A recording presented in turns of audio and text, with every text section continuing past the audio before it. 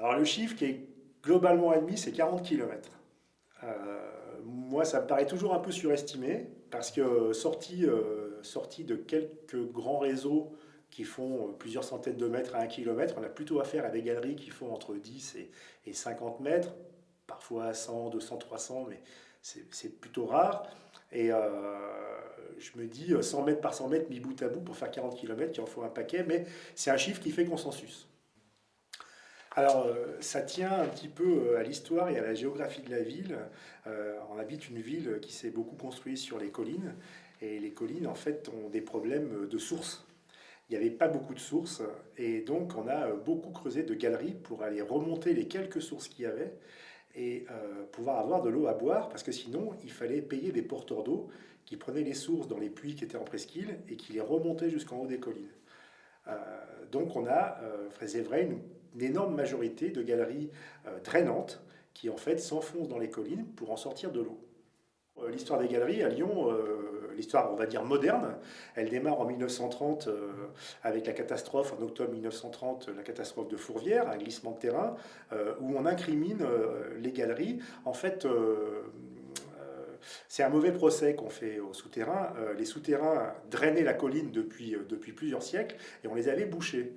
Donc l'eau ne pouvant pas s'échapper par la sortie naturelle du souterrain, s'était emmagasinée dans les terrains qui étaient juste en face de la cathédrale Saint-Jean, et qui sont des terrains meubles, c'est de la moraine glaciaire, c'est-à-dire tous les matériaux que les glaciers poussent devant eux quand ils avancent.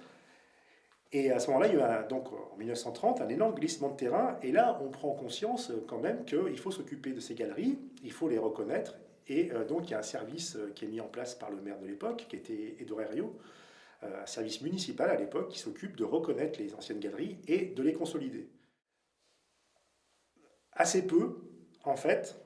C'est plus un problème pour les gens qui s'y rendent, parce qu'il y a un vrai risque de se faire mal. En 1989, il y a un jeune homme qui est tombé d'une échelle sur une autre échelle et qui s'est perforé un poumon, à la suite de quoi ça a été déclaré une zone interdite. Euh, donc il y a quand même un risque. Et ensuite, la plupart des gens qui fréquentent clandestinement sont assez respectueux, ils viennent, ils font des photos, ils peuvent boire une bière, manger des biscuits, ça laisse des miettes, euh, il faudrait éviter, mais ça c'est pas le plus grave. Ce qui est plus grave par contre, c'est des gens qui vont parfois démonter des murs pour voir ce qu'il y a derrière, essayer de creuser des chatières en imaginant que derrière il peut y avoir je sais pas quoi, un trésor ou j'en sais rien, et, euh, et ça peut être un vrai danger quoi.